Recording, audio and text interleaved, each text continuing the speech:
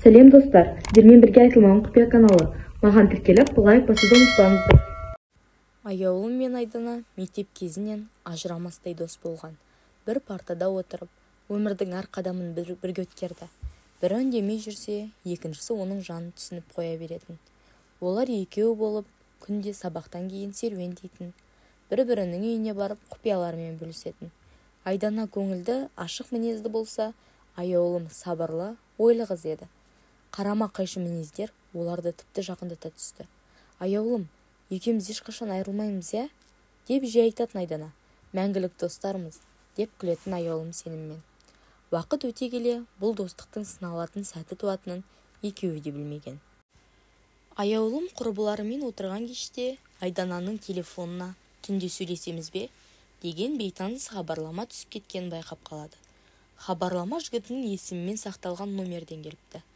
Аяулым жүрегінде бір сыздауды сезді. Сенбеуге себеп жоқ еді, бірақ жүрек алдай алмады. Сол түні ұйықтай алмай, телефонын қайта-қайта қарап шықты. Таң атпастан Айдананың парақшасын ашып, фотолар мен пікірлерді мұқият қарай бастады. Ештеңе нақты емес, бірақ тым таныс сөздер, күмән тудырған көзқарастар. Аяулым жігіті Даниярмен кездесті.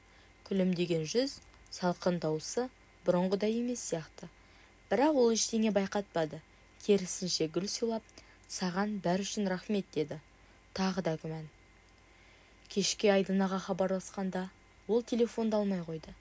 2 сағаттан кейін, кешір, ұйықтап қалдым деді. Бірақ онлайнда болған уақытта бәрін әшкерелеп тұрды. Кездейсоқ ортақ құрбысы Мөлдір аяулымға Айдананың чатынан скриншот жолдап қойды. Байқамай, сол жерде Данияр бүгін аяулыммен болғанын айтты деген жазу тұрды. Аяулым оларды бетпе-бет сөйлесуге шақырды. Бірақ екеуі де түрлі сылтау айтып, жолықпауға тырысты. Бұл әрекет бәрін ашып тұр. Түнде аяулым айна алдында жылап отырды. Неге мен? Неге екеуі? Деген сұрақтар жауапсыз еді. Құрбыңнан да, сүйгеніңнен де бір күнде айырылу жүрекке ауыр. Аяулым бәрін еске алып, екеуінің қалай өзара жақындасып кеткенін ойлана бастады. Бәрі жоққа шығарғаннан пайда болды. Ол өзінің сенгіштігінен, жұмсақтығын мойындады. Бірақ бұл оның әлсіздік емес екенін де түсінді. Аяулым Данияр мен Айданаға хат жазды. Онда еш реніш те, ұрысу да болмады. Тек шын жүректен шыққан рахмет және қош болыңдар деген сөздер тұрды. Уақыт өте келе, аяулым өз-өзіне келіп, спортпен айналыса бастады. Жаңа достар тапты. Жаңа орта, жаңа жоспарлар. Бір күні көшеде Айдана мен Данияр қол ұстасып келе жатқанда аяулымды көріп қалды. Қыздар көзімен кездесті. Айдана көзін тайдырып әкетті.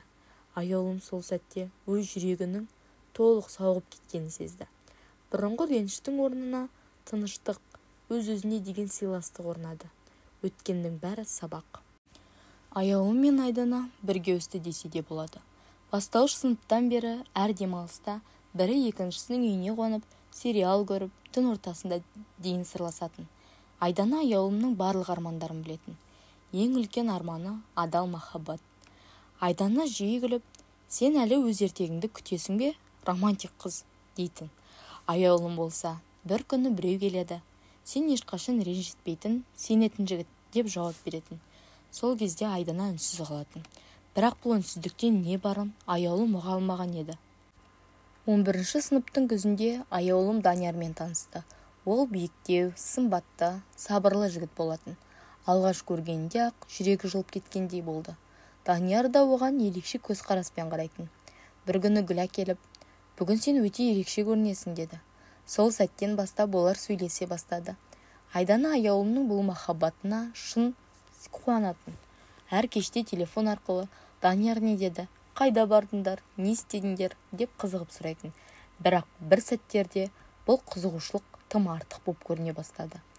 Бір күні аяулым мен Данияр серуендеп жүргенде алыстан Айдананы байқап қалды. Ол бұлар жаққа қарады да тез бұрылып кетіп қалды. Бұл Айдана сияқты ма? Деді аяулым өзіне. Жоқ, мүмкін басқа біреу шығар, деп Данияр тақырыпты тез ауыстырып жіберді.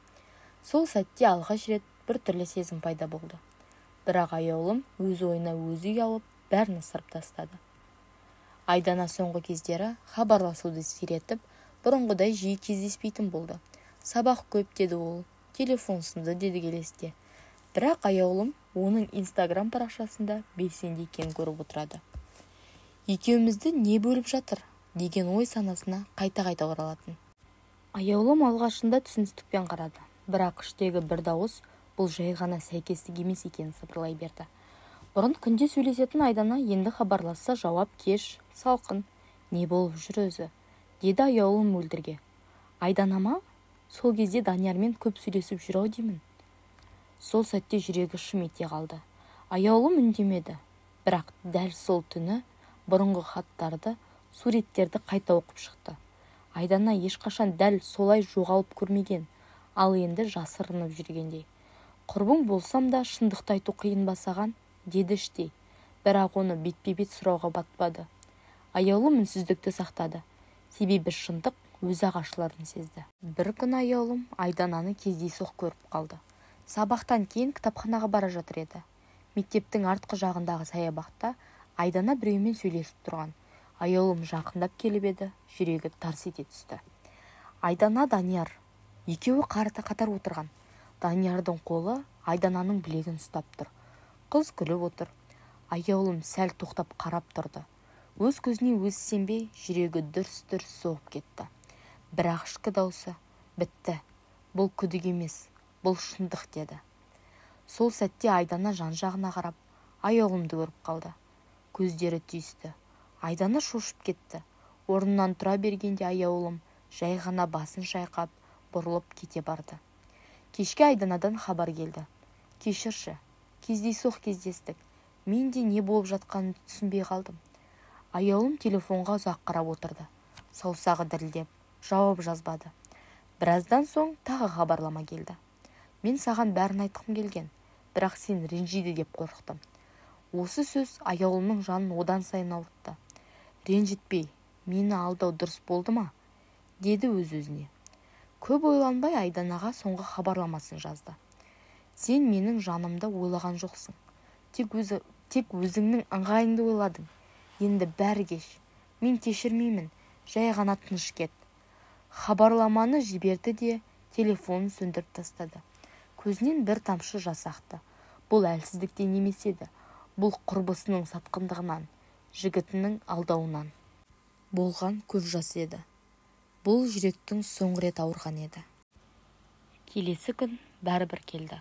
Күн жарқырап тұрса да, аяулым үшін бәрі тұманданып кеткендей еді. Мектептегі сыныптастары күліп жүргенімен, ол ешкімнің даусын анық естімей, өз ішіндегі үнсіздікке сүңгіп кеткен. Айдана сол күні мектепке келген жоқ. Данияр да көрінбеді. Бірақ олардың болмауы аяулымға тыныштық келген жоқ. Сабақтан кейін терезе алдында жалғыз отырды. Күнделік парағын ашып, қаламын алып, былай деп жазды. Мен сендерге сендім, достыққа сендім, махаббатқа сендім. Бірақ сенімге опасыздық жасау жүректі жарып өту екен. Енді мен сенбеймін емес, енді мен сақ боламын. Енді мен әлсіз емес, күшті боламын. Енді мен сендермен емес, өзіммен біргемін. Ол тұрып айнаны қарады. Көзінде жас жоқ, тек бейне өзгерген. Бұрынғы сенгіш, бала көңіл қыз жоқ. Енді алдында ойланып, өмірден сабақ алған жаңа аяулым тұрды.